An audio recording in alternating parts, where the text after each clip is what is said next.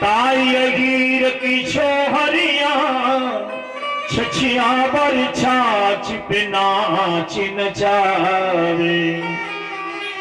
भगवान कहते हैं कि तुमने जैसे मुझे पुकारा वैसा ही तो आना पड़ेगा। तेरे पिताजी की कल्पना है 4 बज गए शाम के। प्रहलाद से भगवान कहते हैं कि बीच में मत आना। बोले कब तक? बोले गोधूल बेला जब तक खत्म हो जाए तब तक, जब तक शाम हो जाए। इन्होंने कहा महाराज क्यों नहीं आऊं? बोले जब अपना काम कर लूंगा तब बताऊंगा, अभी नहीं। शाम हुई और शाम होते होते प्रहलाद के पिता ने गालियां देना शुरू कर दिया। बोले तू वेश बदलने में बड़ा माहिर है, कहीं नरसिंह बनता है जाकर के, कहीं बाराह बनता है। अरे तेरी व्यवस्था तो बड़ी विचित्र है, तो इंसान बन के क्यों नहीं आता? भगवान ने मन ही मन कहा, बोले वरदान ही तुमने ऐसा पा लिया कि मुझे मनुष्य मार नहीं पाएगा, तो इसलिए मैं जाके नरसिंह बना हूं। शाम जब हो गई, गोधूल बेला ढलने लगी, थोड़ा सा अंधेरा होने लगा। और जब ये थोड़ा सा अंधेरा होने लगा तो एकदम से गर्जना करते हुए भगवान नरसिंह ने और एकदम उठाया, घुमाया और अपनी दोनों जंघों के बीच में रख लिया। और जब ये दोनों जंघों के बीच में रख लिया, उसके बाद में हिरण्यकशिपु बार बार चिल्लाता हुआ कहता है, अभी वेदव्यास की कथा है। और जब ये चिल्लाने लगा, बार बार कहने लगा कि तुम मुझे मार नहीं पाओगे, मैं वरदानी हूं। भगवान कहते हैं कि मैं जाकर के अमानी हूं, जिसकी कोई नहीं मानता है या जिसकी कोई नहीं चल पाती तो मेरी चलती है, या अमानी मान दो। या प्रबल प्रेम के पाले पड़कर प्रभु को नियम बदलते देखा, अपना मान टल जाए, भक्ति का मान निकलते देखा। एकदम से हिरण्यकशिपु ने कहा कि तुम मुझे मार नहीं पाओगे।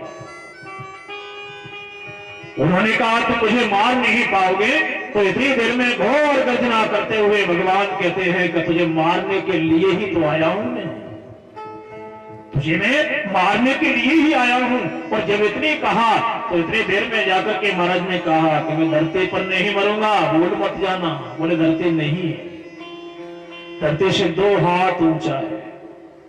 अरे धरती नहीं है, धरती से 2 हाथ ऊंचा जा रहा है। बोले आकाश में नहीं मरूंगा, बोले 1000 हाथ नीचे जा रहा है।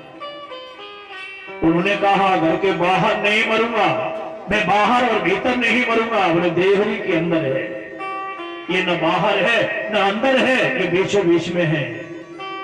और जब इन्होंने कहा कि 12 महीने के अंदर नहीं मरूंगा, बोले 13वां महीना तेरे लिए बनाया है, 13वां महीना तेरे लिए बनाया है। और इतनी जब बात कही तो इतनी बात कहने के बाद में एकदम से हिरण्यकशिपु कहता है कि मुझे कोई नर नहीं मार पाएगा।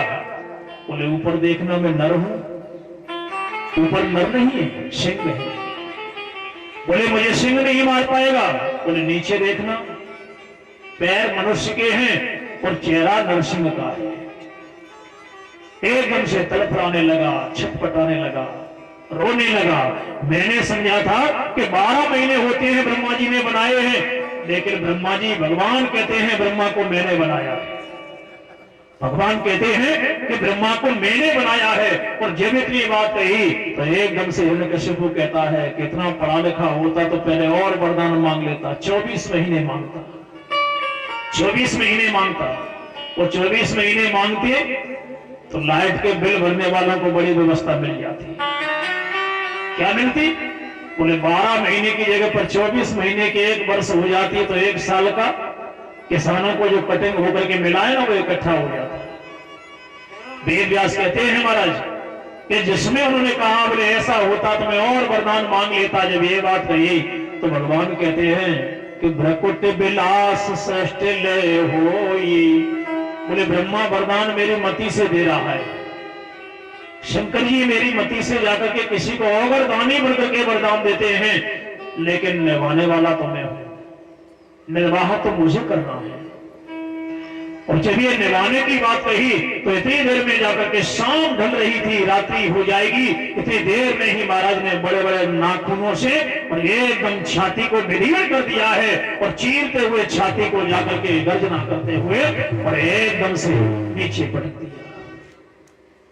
जब ये नीचे पटक दिया है तो प्रहलाद कोने में कप रहे हैं, अरे मेरे राम को इतनी गुस्सा है, मैं नहीं जानता था कि इतने गुस्सा में आए होंगे मेरे पिताजी को मारने के लिए।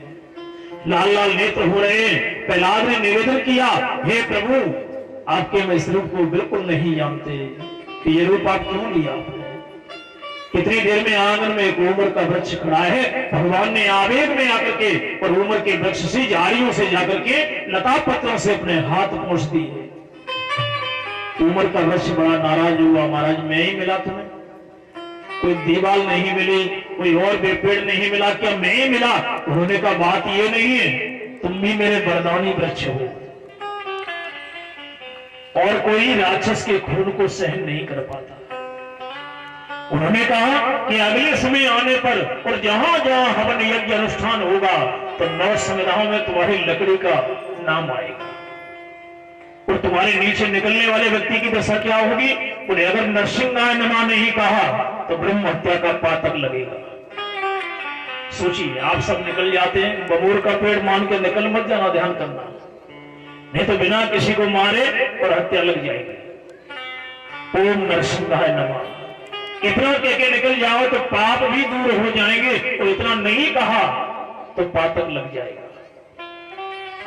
वेद व्यास कहते हैं महाराज के जब जाकर के इन्होंने प्रहलाद को वरदान दिया, प्रहलाद जी ने प्रार्थना की, बोले प्रभु मैं तो समझता था कि मुरली आप लेकर के आएंगे। भगवान बोले मुरली का काम था ही, तेरा पिता बड़ा चैतन्य है, यह मुरली का काम नहीं है, यह मुरलीधर बनने का काम नहीं है।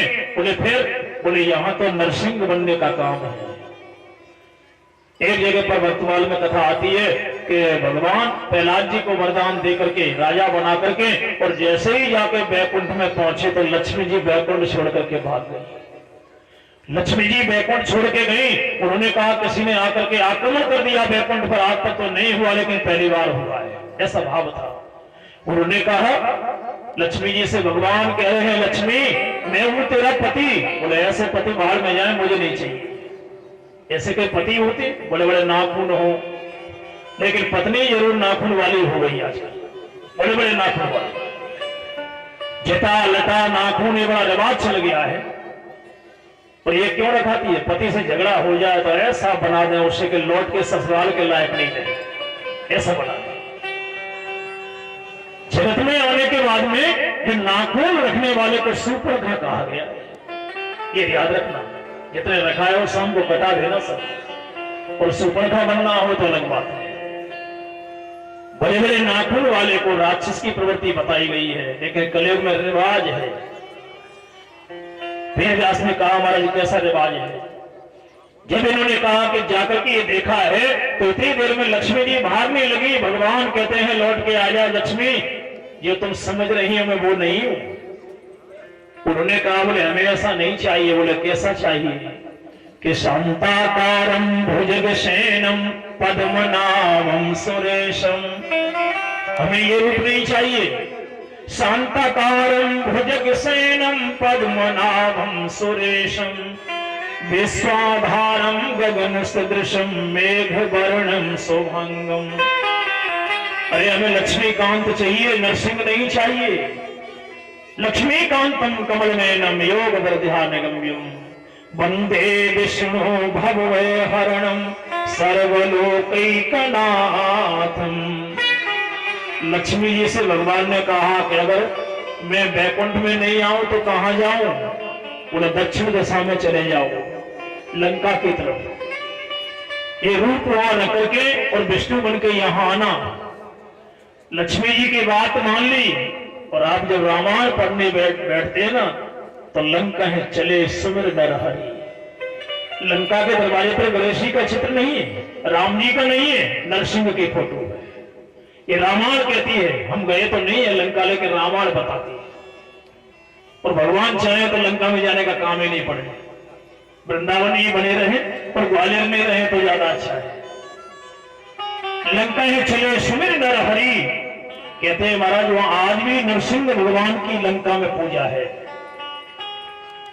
आइए सब मिलकर के गुणगान करते हुए आगे कथा को तब बढ़ाएंगे, क्योंकि आपका भी समय हो गया और हमने भी कुछ देख नहीं पाते, क्योंकि बाजार की कथा में विश्राम होता नहीं और यहाँ बिना विश्राम बनेगी नहीं, यहाँ बिना विश्राम के बनेगी नहीं और वहां विश्राम की जरूरत नहीं है। वैसे तो विश्राम कम होता, अभी तक हम ये जानते थे कि बीड़ी वालों का विश्राम होता है, अब पैरों वालों का विश्राम बताया गया कि महाराज सीधे पैर हो जाते हैं। आइए मिलकर के भजन संध्या करते हुए और भगवान की भक्ति में मगन होते हुए केवल 10 मिनट का विश्राम है, ज्यादा नहीं, 10 से 11 मिनट नहीं हो पाएगा। बोलिए गोविंद भगवान की जय।